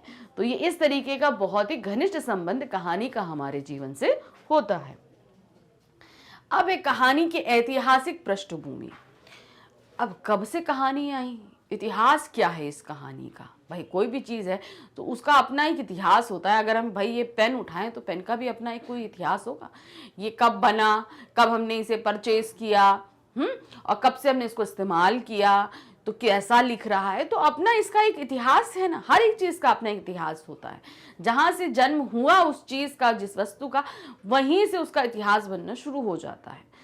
तो अब इस कहानी का इतिहास क्या है, ऐतिहासिक पृष्ठभूमि यानी इतिहास क्या है इसका। कहानी का इतिहास उतना ही पुराना है जितना मानवीय इतिहास। हमने बोला ना, जब से मानव अस्तित्व में आया तब से ही कहानी अस्तित्व में आ गई। यानी कि हम मनुष्य इस पृथ्वी पर जब से अस्तित्व में आए तब से ही कहानी भी आ गई। तो हमारा जितना इतिहास पुराना है उतना ही कहानी का भी इतिहास है, क्योंकि कहानी मानवीय स्वभाव और प्रकृति का अटूट हिस्सा है। कहानी सुनने और सुनाने की प्रवृत्ति मनुष्य में आदिम युग से है। जैसे जैसे मानवीय सभ्यता का विकास होता गया वैसे वैसे कहानी की आदिम कला का विकास होता रहा। कथावाचक कहानियां सुनाते गए और श्रोता उनकी कहानियां सुनते गए। यानी कि जब से हम अस्तित्व में आए हमने कहानी सुनना और सुनाना दोनों ही शुरू कर दिया। और धीरे धीरे क्या हुआ, कुछ लोग इसमें ज्यादा प्रवीण हो गए तो वो कथावाचक बन गए और वो सुनाते गए और हम लोग सुनते गए। अभी भी देखिए, आप लोग अगर जाते हैं, मंदिर जाएं, मस्जिद जाएं, गुरुद्वारे जाएं, कहीं भी अपने अगर पवित्र स्थलों पे जाएं, तो वहाँ कहीं ना कहीं हमारे जो पूजनीय हैं उनकी कहानियों को सुनाया जाता है। तो जो सुनाते हैं वो कौन है, कथावाचक हैं। हम श्रोता हैं, हम सुन रहे हैं। तो वो भी क्या है, आप उनको प्रवचन कह सकते हैं, सत्संग बोल सकते हैं, कुछ भी आप बोल सकते हैं ना। तो लेकिन ये सभी क्या होती हैं, एक तरीके से कहानियां ही तो है जो हमें सुनाई जा रही हैं, हमारे पूर्वजों की, हमारे महापुरुषों की। तो सुनाने वाला कथावाचक, हम सुनने वाले श्रोता। प्राकृतिक रूप में मनुष्य एक कल्पनाशील व्यक्ति है। अब इसको हम आपको ऐसे समझाते हैं, हम इमेजिन बहुत अच्छा करते हैं। कोई भी व्यक्ति, कोई भी मनुष्य, हम इमेजिन बहुत अच्छा करते हैं। आप भी अगर बैठे हुए हैं अपनी जगह पे, तो अगर आप कोई सी चीज़ को पाने की या कहीं जाने की या कहीं घूमने की अपने अंदर इच्छा रखते हैं, तो आप उसको सबसे पहले इमेजिन करना शुरू करेंगे। जैसे आपको पहाड़ों पे घूमना अच्छा लगा, आपको पहाड़ बहुत पसंद है, बर्फ़ बहुत पसंद है, तो आप क्या होगा, वहाँ जाने का प्लान करने से पहले आपके दिमाग में उसका कल्पना शुरू हो जाती है। हम उसको इमेजिन करने लगते ना इमेजिन। तो वो पावर हमें कहानी लिखने के लिए सबसे पहले प्रेरित करती है। अब क्या होगा, आप घूम कर आओगे, घूम के आते हैं आप, फिर अपने फ्रेंड्स को आप उस बारे में बताओगे, तो जो वो बताना क्या है, वो कहानी सुनाना ही तो है। तो ये हुआ हमारी कल्पना का कहानी में तब्दील होना। कल्पना करना मनुष्य का स्वाभाविक गुण है। धीरे धीरे सत्य घटनाओं पर आधारित कथा कहानी सुनते सुनाते मनुष्य में कल्पना का सम्मिश्रण होने लगा, क्योंकि प्रायः मनुष्य वह सुनना चाहता है जो उसे प्रिय है। प्राचीन काल में किसी घटना, युद्ध, प्रेम आदि के किस्से सुनाए जाते थे और श्रोता इन किस्से कहानियों को आनंद पूर्वक सुनते थे। धीरे धीरे ये किस्से कहानियों का रूप ग्रहण कर लेते हैं। इस प्रकार कहानी कला का धीरे धीरे विकास हुआ। अब देखिए, हर इंसान को अलग अलग चीज़ों में रुचि होती है। कोई भाई युद्ध के बारे में सुनना चाहता है, कोई प्रेम के बारे में सुनना चाहता है। अब जैसे हम लोगों ने सुना है ना चंद्रकांता, तो चंद्रकांता जो बुक है, तो वो क्या है, वो है तो एक कल्पना पे आधारित, कोई सत्य तो नहीं है ना। तो इसी तरीके से बहुत सी चीज़ें हैं जो सत्य पे है और कुछ चीज़ें कल्पनाओं पर आधारित हैं। हमें जो विषय अच्छा लगता है उसे हम पढ़ते हैं, सुनते हैं, चाहे वो सत्य हो चाहे कल्पना हो। तो पहले क्या होता था कि पहले जब कथावाचक होते थे पुराने समय में, तो सत्य घटनाओं को सुनाया जाता था। अब सत्य युद्ध जो हुए, सत्य प्रेम हुए, जो भी सच्चाई में एक्चुअली में होते थे, तो वो सुनाए जाते थे। फिर धीरे धीरे क्या हुआ कि लोगों को ज़्यादा पसंद आने लगा, तो लोगों ने फिर इनकी जब उनकी चीज़ें ज़्यादा सुनी जाने लगी, तो कितनी आपको सत्य घटनाएं मिलेंगी। तो धीरे धीरे क्या हुआ, कल्पना का सम्मिश्रण, यानी कि हर एक चीज़ काल्पनिक करके लोगों को सुनाई जाने लगी और लोग सुनने लगे। तो इस तरीके से सत्य घटनाएं और काल्पनिक दोनों ही तरह की कहानियां बनने लगी। प्राचीन काल में मौखिक कहानी की लोकप्रियता। पहले क्या होता था, प्राचीन काल में, बहुत पहले समय में मौखिक कहानियां ज्यादा सुनी जाती थी, लिखित इतनी नहीं होती थी। जैसे आजकल है लिखित है, हम लोग पढ़ लेते हैं सब कुछ, भाई इंटरनेट है, बुक्स हैं, सब जगह हम पढ़ लेते हैं, लेकिन मौखिक हमें ज़्यादा सुनने को नहीं मिलती हैं, ये ध्यान दीजिएगा। लेकिन प्राचीन काल में मौखिक का ही सबसे ज़्यादा प्रचलन था। क्योंकि भाई पहले क्या होता था, लोग ज़्यादा पढ़े लिखे नहीं होते तो ज़्यादा बुक्स नहीं इस्तेमाल होती थी, लोगों के भाई इतने गैजेट थोड़ी ना थे पहले, तो क्या होता था, मौखिक कहानी, कथावाचक घूम घूम के कहानियां सुनाया करते थे, तो उनकी बहुत लोकप्रियता थी। अब इस लोकप्रियता का क्या कारण था कि मौखिक कहानियां बहुत प्रसिद्ध थी। तो क्या है, प्राचीन काल में मौखिक कहानी की लोकप्रियता के कई कारण थे जो इस प्रकार हैं। प्राचीन काल में संचार के माध्यमों की कमी थी, इसलिए मौखिक कहानी ही संचार का सबसे बड़ा माध्यम थी। मतलब कम्युनिकेट करना जो है एक दूसरे से, वो सब चीज़ों का जरिया नहीं था, तो इसलिए कहानी के माध्यम से कम्युनिकेशन किया जाता था। प्राचीन काल में मौखिक कहानी धर्म प्रचारकों और संतों के सिद्धांतों और विचारों को लोगों तक पहुंचाने का माध्यम था। धार्मिक प्रचार के लिए भी मौखिक कहानियों का इस्तेमाल किया जाता था। मौखिक कहानी ही समाज में शिक्षा का प्रसार भी करती थी। जहां आपको संचार का माध्यम है, धर्म प्रचार का है, उसी तरह शिक्षा का भी माध्यम ये कहानियां ही हुआ करती थी। कहानी के माध्यम से लोगों को तरह तरह की नैतिक शिक्षाएं दी जाती थी। प्राचीन काल में मौखिक कहानी ही मनोरंजन का भी प्रमुख साधन थी। भाई पहले एंटरटेनमेंट के भी तो कोई इतने होते थे, भाई युद्ध कर लिया, धनुष बाण चला लिया, तलवारबाजी खेल ली, तो उसी तरीके से जो मनोरंजन के जो साधन थे, एंटरटेनमेंट के जो चीज़ें होती थी वो बहुत कम होती थी। तो इन कम चीज़ों में, बहुत ही कम चीज़ों में कहानी भी एक थी, यानी कि कहानी को सुनना, मौखिक कहानी को सुनना भी मनोरंजन का एक साधन हुआ करती थी। तो ये चैप्टर हमने यहाँ पे आपको पूरा समझाया कि कैसे लिखें कहानी। अब इसी चैप्टर से रिलेटेड कुछ क्वेश्चंस हैं हमारे सामने। पहला प्रश्न है, कहानी लेखन में कथानक के पात्रों का संबंध स्पष्ट कीजिए। अब कहानी में जो हम कथानक लिखते हैं, वहाँ पर उनके पात्रों का संबंध हम कैसे बैठाते हैं, क्या होता है, हमको ये समझाना है। तो यहाँ क्या दिया है, देश, काल, स्थान, परिवेश के बाद कथानक के पात्रों पर विचार करना चाहिए। कहने का मतलब है, हम जो कथानक, हमने आपको बताया ना, एक ढांचा तैयार करना कथानक कहलाता है। तो हम कथानक में पात्रों को बाद में लेकर आते, पहले हमें ये डिसाइड करना होता है कि ये किस परिवेश में कहानी लिखी जा रही है, यानी हमारा कहानी का मेन मोटिव क्या है। तो हम क्या है, स्थान, किस जगह घट रही है, कैसे देश में है, और इसका परिवेश क्या है। पहले जब हम ये डिसाइड कर लेते हैं, तब हम कथानक के साथ पात्रों को लेते हैं, तब हम कैरेक्टर लेते हैं। सबसे पहले तो जो भी कहानी हमने दिमाग में सोची है, मान लीजिए हम एक नदी की कहानी सुना रहे हैं, ठीक है, तो अब नदी अपनी कहानी अगर सुनाएगी तो जाहिर सी बात है कि उसमें जितने लोग हैं उनके माध्यम से वो सुनाना शुरू करेगी। अब कहानी कहाँ से शुरू होगी, नदी कहाँ से शुरू होती है, पहाड़ों से शुरू होती है, ठीक है ना। पहाड़ों से नीचे उतरते हुए मैदानी इलाकों में आती है, फिर समुद्र में जाकर मिल जाती है। तो जाहिर सी कहाँ से शुरू हुई, वो पहाड़ों से शुरू हुई। तो हम पहाड़ी परिवेश से कहानी को शुरू करेंगे, उसी के हिसाब से हम पात्रों को डालेंगे। भाई नदी जब बहेगी तो उनके आसपास रहने वाले लोग हमारे क्या हो जाएंगे, पात्र हो जाएंगे। अब उसके आगे क्या है, हर पात्र का अपना स्वरूप, स्वभाव और उद्देश्य होता है। कहानी में वह विकसित भी होता है और अपना स्वरूप भी बदलता है। कहानीकार के सामने पात्रों के स्वरूप का अध्ययन करना कहानी का एक महत्वपूर्ण और बुनियादी शर्त है।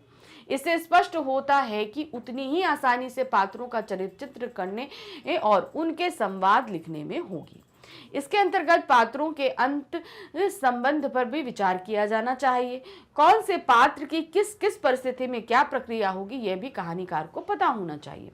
अब जो भी हम कहानी लिखेंगे उसमें हम जितने कैरेक्टर डालेंगे उन सभी का अपना एक चरित्र होगा। कोई बहुत ही शांत होगा, कोई बहुत हंसमुख होगा, कोई चंचल होगा, कोई बहुत ही उग्र गुस्से वाला होगा। तो हर अपने आदमी का, हर इंसान, जितने भी पात्र उसके अंदर रह रहे हैं, उन सभी का अपना अपना स्वभाव होगा और उन्हीं स्वभावों के अनुसार उनको संवाद दिए जाएंगे। अब ये तो हमने दिया अलग अलग जितने पात्र हैं, अब जितने भी पात्र हैं उनका आपस में संबंध कैसा है, हर घटना पे उनकी प्रतिक्रियाएं कैसी हैं, सबकी प्रतिक्रियाएं अलग अलग होंगी। तो यही सब कहानी के पात्रों के बीच के अंदर के द्वंद्व रहते हैं जो लिखे जाते हैं, और यही कथानक से पात्रों का संबंध भी रहता है। प्रश्न संख्या 2 है, कहानी की परिभाषा स्पष्ट कीजिए। कहानी की परिभाषा हमने जैसे कि इस वीडियो के शुरू में ही स्पष्ट करी थी, आप उसी को लिखेंगे। कहानी साहित्य की एक ऐसी गद्य विधा है जिसमें जीवन के किसी एक अंग विशेष का मनोरंजन पूर्ण चित्रण किया जाता है। कहानी ऐसी साहित्यिक विधा है जो अपने सीमित क्षेत्र में पूर्ण एवं स्वतंत्र और प्रभावशाली है। कहानी में मानव जीवन की कथा होती है। तो इस तरीके से आप कहानी की परिभाषा को स्पष्ट करेंगे। प्रश्न संख्या हमारे पास 3 है। क्या? देश काल और वातावरण का कहानी लेखन में किस प्रकार आवश्यक है। तो यहाँ पर क्या किया, देश काल और वातावरण तो बहुत ही आवश्यक है भाई, किस परिवेश में, किस वातावरण में कहानी घटित हो रही है, ये बहुत इंपॉर्टेंट होता है। तो क्या है, देश काल और वातावरण कहानी का एक महत्वपूर्ण तत्व होता है। इसका कथानक से सीधा संबंध होता है। जब कहानीकार कहानी के कथानक का स्वरूप बना लेता है तब वह कथानक को देश काल और वातावरण के साथ जोड़ता है। देश काल और वातावरण कहानी को प्रमाणित और रोचक बनाने में बहुत आवश्यक है। कहानी लेखन में पात्र, प्रत्येक घटना और पात्र का समस्या का अपना देश काल और वातावरण होता है। यदि कथानक की घटनाएं देश काल और वातावरण से मेल नहीं खाती तो वो कहानी असफल सिद्ध होती है। इसीलिए कहानीकार जिस परिवेश में भी कहानी के कथानक को जोड़ना चाहता है उसे उस परिवेश की पूरी जानकारी होनी चाहिए। इसीलिए हम कह सकते हैं कि देश काल और वातावरण का कहानी लेखन में महत्वपूर्ण योगदान है। तो अब क्या है, जो ये कहानी जो लिखी जाती है, जाहिर सी बात है कथानक के साथ ही कथानक, अब जो हमने कहानी का मेन उद्देश्य अगर चुन लिया है तो तुरंत ही हमें किस देश में, किस परिवेश में हम उस कहानी को लिख रहे हैं, ये बहुत इंपॉर्टेंट होता है। उसके बाद हम पात्रों को डिसाइड करते हैं, पात्रों के अंतर्द्वंद को डिसाइड करते हैं। इसलिए किसी भी कहानी में देश काल और वातावरण बहुत इंपॉर्टेंट होता है। तो इस तरीके से हमने इस पार्ट के जो है क्विक रिवीजन को कंप्लीट किया। हम इस चैप्टर के डिटेल एक्सप्लेनेशन और एनसीईआरटी सॉल्यूशंस पहले भी करा चुके हैं, तो उन्हें आप ज़रूर देखिएगा, उसके बाद ही क्विक रिवीजन करिएगा। ये जो क्विक रिवीजन हम आपको कराए जा रहे हैं, वन शॉट रिवीजन, ये सिर्फ आपके लिए हिंदी में ही अवेलेबल नहीं है, ये आपके सभी सब्जेक्ट्स में अवेलेबल है। तो ये आपको कैसे मिलेंगे, इसके लिए आपको आना होगा हमारे चैनल मैग्नेट्स ब्रेन पर, magnetbrains.com पे। जब आप यहाँ पर आएंगे तो आप देखेंगे कि यहाँ पर वन शॉट रिवीजन दिया हुआ है। यानी कि ये देखिए, सबसे पहले क्या है, CBSE English medium, NTSC, olympiad, CBSE state board and Hindi medium. तो अब आपको करना क्या है, सीबीएसई इंग्लिश मीडियम पे आप जब क्लिक करोगे तो यहाँ पर वन शॉट रिवीजन आएगा। आप वन शॉट रिवीजन को जैसे ही क्लिक करेंगे आपके सामने वो सभी क्लासेस आएंगी जिनमें वन शॉट रिवीजन अवेलेबल है, 7th, 8th, 9th, 10th, 11th, 12th। तो आप में क्लास 12th में आपको करना है, यहाँ पर क्लास 12th में जहाँ वॉच नाउ इसे क्लिक करेंगे। आप जैसे ही क्लिक करेंगे आपके सामने क्लास 12th के सभी सब्जेक्ट्स आ जाएंगे, आप देख रहे हैं यहाँ पर, और उसी तरीके से और भी सब्जेक्ट्स हैं आपके सारे। तो अब आपकी किसी भी सब्जेक्ट में, अगर आपके जिस भी सब्जेक्ट में आपका एग्जाम होने वाला है, सपोज जैसे हिंदी में होगा तो आप हिंदी के full chapter one shot revision को आप क्लिक करेंगे। जैसे ही आप क्लिक करेंगे आपके सामने क्या होगा, जो है वीडियो स्टार्ट हो जाएगा। ठीक है, कहने का मतलब वो सारे चैप्टर्स आ जाएंगे जो हमने अभी तक पढ़ाए हैं। फिर जो भी आपके चैप्टर्स आ रहे हैं आपके किसमें, एग्जाम्स में, टेस्ट में, तो आपको खाली वो चैप्टर क्लिक करना है। क्लिक करते ही आपका जो है वीडियो स्टार्ट हो जाएगा। वीडियो देखिए, ठीक है, और साथ ही हमारे चैनल को लाइक, सब्सक्राइब और शेयर करना बिल्कुल नहीं भूलिएगा। Thank you for watching, bye bye.